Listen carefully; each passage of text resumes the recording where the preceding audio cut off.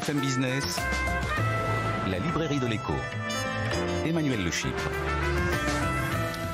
Bienvenue dans la librairie de l'écho, l'émission de BFM Business qui vous offre chaque semaine le meilleur de la littérature économique. Alors évidemment, pas d'émission sur les livres sans auteur. Ils seront nos invités dans la première partie de l'émission. Et puis vous retrouverez nos critiques attitrés, Jean-Marc Daniel, Christian Chavagneux, nos chroniqueurs, Benaouda Abdelhaim et sa moisson d'études glanée dans le monde entier, notre bibliothécaire du jour, Eva Jaco, qui elle nous transportera dans le passé. N'oubliez pas nos réseaux sociaux si vous voulez tout savoir du programme, des rediffusions. Vous avez tout sur notre compte Instagram et puis de plus en plus, on bosse pour ça, je vous préviens, sur les comptes Facebook, les comptes Twitter et puis bientôt sur YouTube. Vous verrez, on va vous faire une offre sur le digital à la hauteur de ce que vous trouvez dans l'émission en entier, bien sûr. Et donc, on démarre tout de suite avec nos auteurs.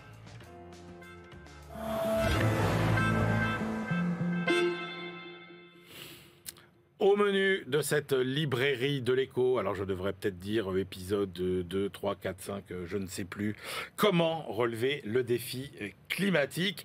Mais là, vous allez voir, on a peut-être les deux meilleurs livres de cette rentrée sur le sujet. 2 livres sans concession, sur les constats, limpides sur les analyses, lucides face aux contradictions à surmonter et surtout riches de propositions. Bref, les 2 livres qu'il faut lire absolument cet automne pour enfin avoir l'impression d'avancer sur le long chemin de la transition écologique. Christian Depertuis, bonjour. Bonjour.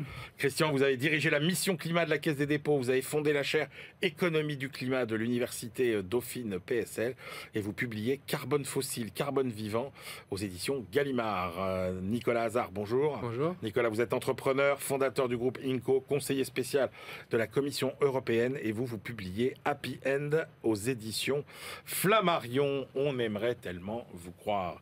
Christian Depertuis, je commence avec vous. D'abord, pourquoi ce titre Carbone fossile, carbone vivant ? Parce que la transition climatique implique 2 combats.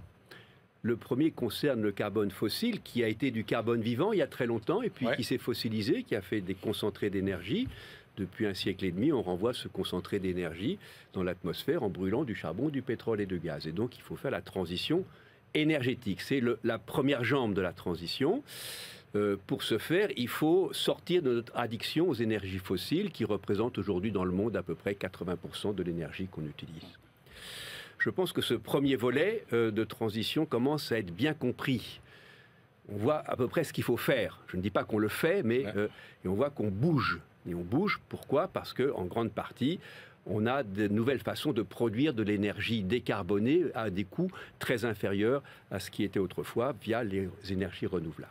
Bon, imaginez que dans 30 ans, nous soyons sortis des énergies fossiles, serions-nous automatiquement en situation de neutralité climat ? C'est une situation dans laquelle on stabilise le stock de gaz à effet de serre. Alors attendez, il y a quand même un distinguo à faire entre la neutralité carbone Exactement. et la neutralité climat. Je voulais y venir plus tard, mais hop, vous nous y emmenez tout de suite. Voilà. Expliquez-nous la différence. Bon, le climat est un problème de stock. C'est le stock total de gaz à effet de serre qui s'accumule au-dessus de nos têtes, qui réchauffe la planète. Tant que ce stock augmente, on réchauffe. Pour stabiliser le stock, il faut être en situation de neutralité. Ça veut dire qu'il faut être en neutralité sur le CO2, c'est la neutralité carbone, mais sur l'ensemble des gaz à effet de serre, qui incorporent aussi le méthane, qui incorporent le protoxyde d'azote, qui incorporent les gaz fluorés. Donc la neutralité climat englobe pour une part la neutralité carbone. Et on est bien d'accord que c'est un objectif encore plus ambitieux que la neutralité carbone. Bien sûr, c'est pour la raison pour laquelle il faut traiter le carbone fossile et le carbone vivant. Le carbone vivant, c'est quoi ? C'est le carbone qui nous permet de vivre via le cycle du carbone qui est produit par les plantes qui font la synthèse du carbone atmosphérique via la photosynthèse.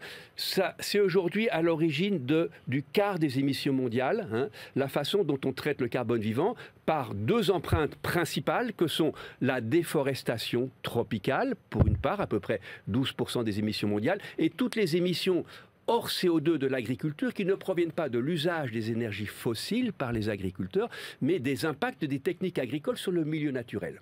Et ça représente à nouveau pas loin de 15%. Donc sur ce bloc du carbone vivant, il est impératif d'agir. Et là, l'action est beaucoup plus compliquée. Alors, vous jouez beaucoup dans votre livre, Christian Depertuis, sur les renversements de perspective.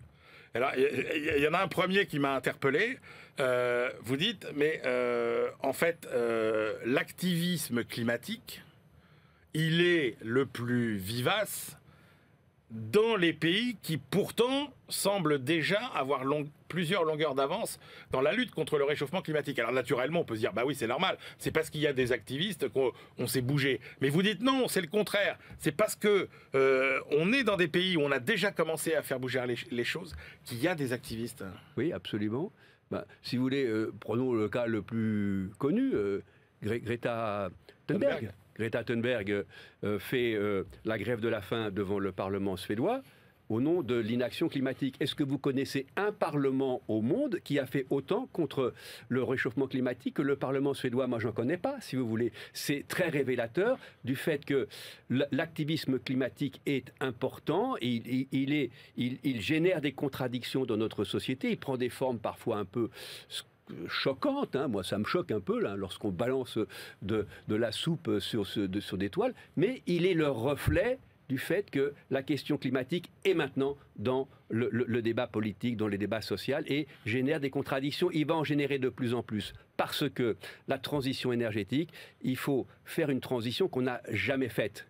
Il faut passer d'un modèle de transition où on ajoute des sources d'énergie à un modèle de transition où on enlève des sources d'énergie, les sources d'énergie fossiles. Ça, c'est quelque chose que nos sociétés ne savent pas faire. Il faut à la fois ajouter du capital et enlever du capital. Alors, justement, vous dites aussi il faut que les économistes changent de logiciel. Et la première révision urgente à effectuer, c'est celle qui consiste là encore, à renverser l'approche, puisque quand même l'obsession des économistes pendant des années, ça a été de gérer la rareté pour obtenir finalement la meilleure allocation possible des ressources rares. Alors que vous dites la réalité, c'est qu'aujourd'hui, la difficulté, c'est au contraire de gérer l'abondance qui nous a amenés dans la situation dans laquelle nous sommes. Absolument, le métier d'économiste est en train de changer complètement. Sur le carbone fossile, c'est très clair. Moi, j'ai appris à enseigner à comment est-ce qu'on repousse les risques de rareté. Hein, ça commence avec les risques sur le charbon, puis le pétrole, avec le prêcheur pétrolier. Aujourd'hui, ce qu'on nous demande, c'est des solutions pour recréer de la rareté sur 3 produits que sont le charbon, le pétrole et le gaz. Donc, il faut retrouver les bonnes façons de recréer de la rareté. Sur le carbone vivant, c'est plus compliqué. Parce qu'il s'agit de recréer de l'abondance sur le vivant. Il faut recréer de l'abondance dans la biodiversité, soit dans les systèmes agricoles, soit dans les systèmes forestiers, soit sur l'océan qui reste encore le grand angle mort des politiques climatiques. Et ça, se recréer de l'abondance sur le vivant, c'est aussi une nouvelle perspective pour les économistes qu'on a beaucoup de mal à aborder parce qu'on a peu travaillé ces questions-là. Donc vous voyez, on change complètement de logiciel. Carbone fossile, comment est-ce qu'on peut recréer de la rareté pour enlever du capital qui est lié à l'usage des énergies fossiles? Carbone vivant, comment est-ce que nous sommes capables ou en recherche de trouver des méthodes pour utiliser la diversité du vivant, la biodiversité, pour produire de façon intensive et résiliente de la production, notamment de la production alimentaire, car on sait bien que les impacts du réchauffement climatique passent beaucoup sur les systèmes agricoles et sur les situations alimentaires. Justement, Christian Depertuis, est-ce que vous pouvez évaluer les impacts sur notre activité économique de cette transition énergétique? Est-ce que, et ça je vais y venir avec Nicolas, parce que Nicolas résume très bien l'espèce de désarroi dans lequel on est sur plein de choses qu'on ne comprend pas. Est-ce que ça va être bon pour la croissance? Est-ce que ça va être mauvais pour la croissance? Est-ce que ça va créer des emplois? Est-ce que ça va détruire des emplois? Est-ce qu'on va vivre mieux ou est-ce qu'on va vivre moins bien? Alors, d'abord, évidemment, on fait tout ça pour vivre mieux, ou plus exactement, pour vivre de façon résiliente par rapport aux impacts du réchauffement climatique. L'impact sur la croissance, moi je dis la chose suivante. On a d'un côté une vague nouvelle d'investissement, d'innovation, je pense que Nicolas nous en parlera, de nouveaux procédés, l'économie bas carbone se construit. Cette vague d'investissement, de création, elle est positive pour l'activité, positive pour la croissance. Mais simultanément, il faut reconvertir, il faut enlever du capital qui est lié à la production et à la consommation d'énergie fossile.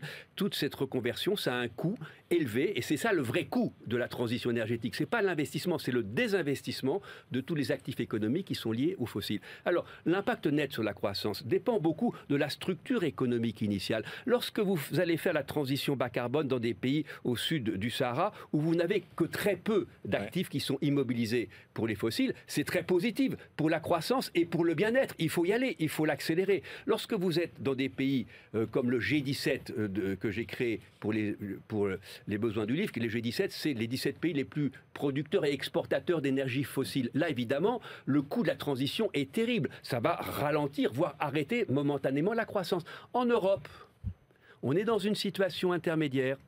Donc l'effet net sur la croissance va dépendre complètement de l'habileté avec laquelle nous saurons opérer cette transition, ces transferts d'actifs économiques depuis l'économie fossilisée vers l'économie bas carbone. J'ajoute un point. Pour nous autres économistes, ce qui me paraît le plus important, c'est que de plus en plus, l'objectif de l'économie, ce n'est pas la croissance ou la décroissance. L'objectif, c'est la résilience. C'est la résilience par rapport aux impacts du réchauffement climatique et à tous les autres problèmes écologiques, notamment la perte de la biodiversité. Christian de Pertuis, toute la partie, ce que vous avez appelé la première partie sur le carbone fossile, c'est-à-dire consommer moins d'énergie fossile, c'est assez clair. Mais la deuxième partie, vous êtes très affirmatif sur l'avenir de l'agroécologie. Et là, j'ai du mal à vous suivre parce que vous dites l'agroécologie, on sort des schémas productivistes et en même temps, on garantit notre souveraineté et notre sécurité alimentaire. Moi, j'ai du mal à comprendre comment, en étant moins productif qu'aujourd'hui, on peut garantir notre sécurité alimentaire. Je n'ai pas dit qu'on allait être moins productif. J'ai dit qu'on va être écologiquement intensif. C'est assez différent. C'est-à-dire que les méthodes d'intensification de l'agriculture doivent changer. Le schéma dit productiviste, on peut dire le schéma extractiviste avec lequel on a développé les systèmes agricoles de façon très poussée en Amérique du Nord et en Europe. Et on a essayé un peu de transposer ça dans les pays en voie de développement via la révolution verte. Et basé sur des méthodes qui sont inspirées du monde industriel. Spécialisation, monoculture, chimisation, mécanisation et surtout sélection génétique basée sur le haut rendement. Ces méthodes ne résistent pas au temps déjà, puisqu'on a des phénomènes de saturation, elles ne résistent pas aux impacts du réchauffement climatique, car elles ne sont pas résilientes. Dernier point, Christian, vous êtes très optimiste sur la capacité des démocraties à résoudre ces problèmes. Moi, ce que je constate, c'est qu'il y a un triangle d'incompatibilité entre liberté, donc démocratie, égalité et écologie. C'est impossible d'avoir les trois en même temps. Et vous le dites à un moment, vous dites que les régimes autoritaires, ils ont un avantage aujourd'hui. Mais à terme, alors là vous citez Amartya Sen, vous dites la démocratie a un avantage. Moi je ne vois pas l'avantage de la démocratie aujourd'hui. Si vous voulez de la liberté et de l'écologie, vous ne pouvez pas avoir de l'égalité. L'écologie crée massivement des injustices.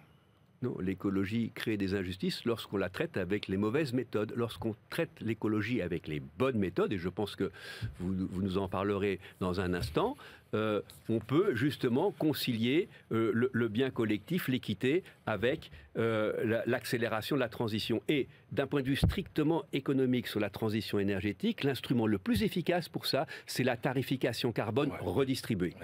Bon, ça c'est point. Le deuxième point que je voulais dire, c'est que les systèmes autoritaires, voire les systèmes dictatoriaux, ont parfois des résultats apparents rapides. Mais c'est une apparence. D'accord. Et c'est pas durable. Okay. Et très souvent, et par contre, il n'y a pas de filet de sécurité, de corde de rappel. Donc les plus grands drames écologiques du XXe siècle ont tous été faits par des régimes autoritaires ou dictatoriaux. Nicolas Hazard. Alors vous n'y allez pas avec le dos de la cuillère, votre constat de départ est sans appel. La transition écologique, pour le moment, nous n'avons encore rien fait. J'aimerais bien que vous nous citiez les quelques chiffres que vous mettez en exergue dans votre livre sur les investissements verts, etc. Oui, exactement. Alors, en gros, pour moi, la transition écologique, elle n'a pas vraiment commencé. Pourtant, on a les outils. Alors, certes, on sent qu'il y a un mouvement. On voit aujourd'hui, quand on regarde les chiffres, 7% de l'agriculture est en agriculture biologique. On a 13% de notre énergie qui est en énergie renouvelable. On a seulement 10% des investissements qui sont faits globalement, qui sont fait dans des énergies vertes. Et surtout, et c'est peut-être le pire chiffre, il n'y a que 7% de notre économie qui est circulaire aujourd'hui, en 2022. Alors qu'il y a encore quelques années, en 2018, elle était de 9%. Donc on est même en train était plus circulaire. C'est-à-dire qu'on recyclait plus les choses. Et aujourd'hui, on met sur le marché de plus en plus de produits aussi. Et on voit que la circularité ne suit pas. Et donc, c'est pour ça que ça n'a pas encore vraiment commencé pour moi. Ce que vous montrez, c'est qu'en fait, et ça rejoint un peu ce que disait Christian sur les pays où finalement il y a une espèce de tension parce que ça bouge. En fait, dès l'instant où il faut s'attaquer au profit des entreprises ou au pouvoir d'achat des ménages, c'est impossible de faire bouger quoi que ce soit. Exactement, on est dans un immobilisme absolu. Moi, ce qui me rend fou, c'est qu'il y a une espèce de débat très stérile entre les véganes, ceux qui mangent de la viande, ceux qui sont en 4x4, tous les totems, ceux qui sont... Voilà. Enfin, c'est des enchaînements de poncifs. Les débats souvent télévisés sont d'une pauvreté absolue. Et on oppose les uns contre les autres, alors même qu'il y a plus de 80% des Français aujourd'hui qui se disent concernés par l'écologie. Il y a plus des 2/3 qui disent qu'il faut changer notre modèle en profondeur. Mais le problème, et c'est le point aussi sur la redistribution qui est important, c'est qu'on a toujours l'impression qu'on demande les efforts aux mêmes et à soi-même et pas aux autres. Et donc, la question de l'équité par rapport à l'effort écologique, elle est centrale. Le jour où on arrivera à démontrer que tout le monde y gagne et tout le monde fait un effort, à ce moment-là, on arrivera à faire bouger les lignes, notamment les grands totems que sont... Est-ce que c'est pas une fable qu'on nous raconte que tout le monde peut être gagnant à la transition écologique ? Tout le monde peut être gagnant. En tout cas, le but de la transition écologique, c'est qu'on soit, in fine, gagnant collectivement. Après, c'est comme pour la décroissance. Moi, je pense qu'effectivement, si on fait de la décroissance totale, si on se dit on va faire de la décroissance d'ici 20 ans, c'est sûr qu'on va baisser nos gaz à effet de serre. Ça, il n'y a absolument aucun souci. C'est mathématique, c'est scientifique. Mais bien évidemment, ce n'est pas ce que souhaite la majorité des gens. Et ce qu'il faudra faire, c'est effectivement investir dans des filières d'avenir, mais aussi désinvestir, et c'est ce que disait Christian de Pertuis, dans d'autres filières. Donc bien évidemment, il y aura une sorte de croissance sélective ou une décroissance sélective. Et ça, il faut l'organiser. Mais pour autant, la redistribution, et c'est là où c'est important, les filets de sécurité, c'est pour que les perdants de cette transition écologique puissent être mis en selle. Alors, vous avez bien posé les termes des débats. Vous dites en gros, aujourd'hui, il y a deux catégories. Enfin, on nous caricature le débat dans deux catégories. D'un côté, ce que vous appelez, vous, les éco-anxieux de la décroissance, et de l'autre, les fétichistes du progrès BA.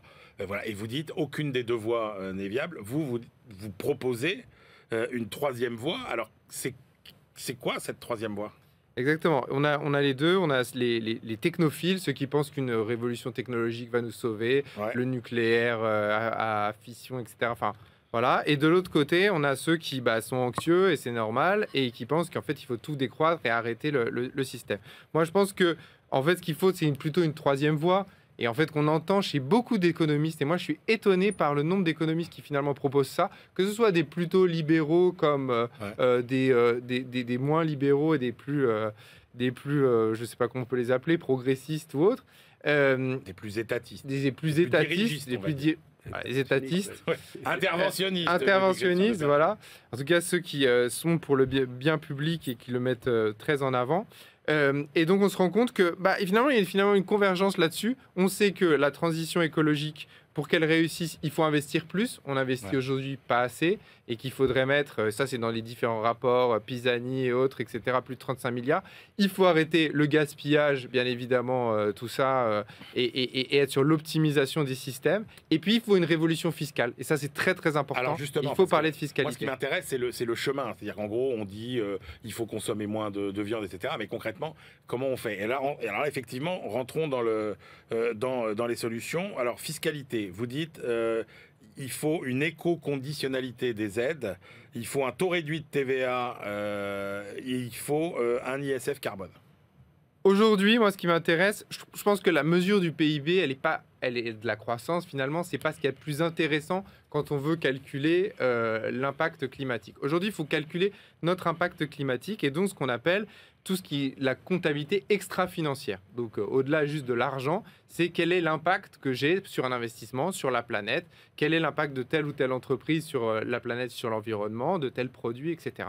Et donc, à partir de là, il faut rentrer dans tous les mécanismes de comptabilité extra-financière. Il y a beaucoup de gens qui s'y mettent. Il y a des outils qui existent pour mesurer ça. Pour moi, je ne comprends pas pourquoi une entreprise qui pollue paye autant d'impôts sur les sociétés qu'une entreprise qui, au contraire, permet d'éviter de la pollution et qui a un bilan carbone positif.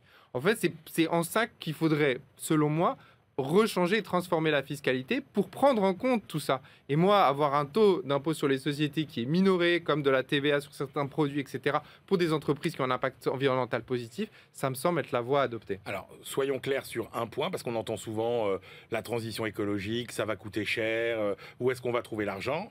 Vous vous dites, l'argent, il y en a. C'est-à-dire, en gros, il y a un réservoir qui est là. Après, il faut trouver les tuyaux pour le brancher sur la transition écologique. Mais ça n'est pas un problème de manque de moyens.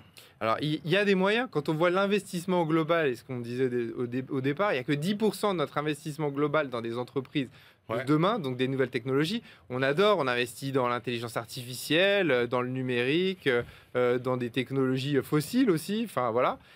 Aujourd'hui, il n'y a que 10% qui vont vers l'environnement. Donc à un moment, c'est de se dire, est-ce qu'on ne mettrait pas une éco-conditionnalité sur les dispositifs fiscaux qui existent, notamment de subventions sur la R&D, etc. De dire, si votre produit ne permet pas une amélioration de l'efficacité énergétique et de répondre à la transition écologique, eh ben, elle n'est pas subventionnée. Voilà, c'est le genre de choses qui, moi, me semble être claires. Et encore une fois, c'est comme pour le prix du carbone, il faut fixer un objectif. Les entreprises aujourd'hui, elles sont un peu paumées parce que d'un côté, on leur dit oui, il faut être plus environnementalement positif, mais de l'autre côté, on peut aussi accéder à ces financements si on ne l'est pas. Et donc l'idée, c'est de montrer une trajectoire très claire. Nicolas Hazard, le sous-titre de votre livre, c'est 30 actions pour relever le défi écologique. Et en fait, vous avez 30 propositions qui sont adossées à chaque fois à l'aventure d'une entreprise innovante. Et on comprend quand même, à travers votre propos, que la solution viendra d'en bas, quoi. Exactement. Alors, est-ce que la technologie peut, à elle seule, combler cet écart qu'il y a entre ce qui est écologiquement nécessaire et ce qu'on sent socialement acceptable ? C'est-à-dire qu'est-ce que tout ça peut venir de la technologie ? Ou bien est-ce qu'il faut aussi des grandes politiques macroéconomiques ? Alors vous avez commencé à répondre sur le plan de la fiscalité, mais est-ce qu'il faut d'autres dispositifs ? Bien sûr. Attendre que la technologie nous sauve, pour moi, c'est un leurre, c'est dangereux. Peut-être que ça arrivera, je ne sais pas, mais en tout cas, c'est dangereux de ne compter que là-dessus. Moi, je pense qu'il faut avoir une politique volontariste.